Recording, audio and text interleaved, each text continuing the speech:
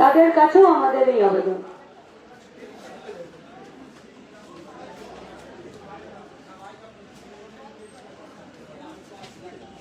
রাস্তা থেকে একটু সরে চলে একটা গাড়ি আসছে।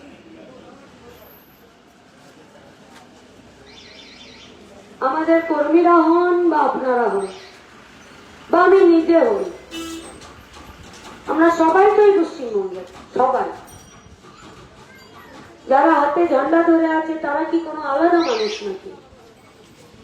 তাদেরকেও তো খেতে হয়, তাদেরকেও তো একটি মাথা উঁচু করে রোজগারের জায়গা পেতে হয়, তাদেরকেও তো বাড়িতে বাচ্চা মেয়েরা সবাইকে নিয়ে একটি সুস্থ স্বাভাবিক সুরক্ষার নিরাপত্তার জীবন বাঁচতে হয়। তার জন্য তো নিজেদেরকে নিরাপদেও থাকার জন্য ভাবতে হয়।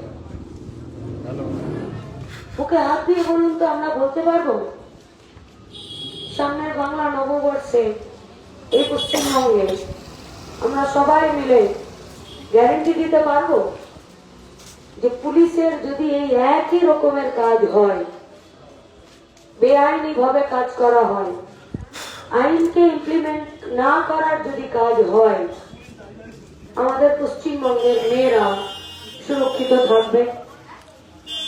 পারবো বলতে? আমরা বলতে পারবো আমাদের মেয়েরা বাইরে বেরিয়ে সুরক্ষিত অবস্থায় বাড়ি ফিরতে পারবে? কি দেখলাম আমরা এই পশ্চিমবঙ্গে? একটা ক্লাস 3-তে পড়া মেয়ে, সে বাঁচতে পারছে না। 80 বছর,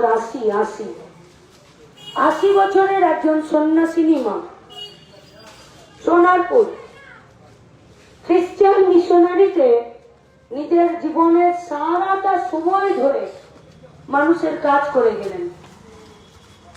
তাকে রেপ হতে হচ্ছে, তাকে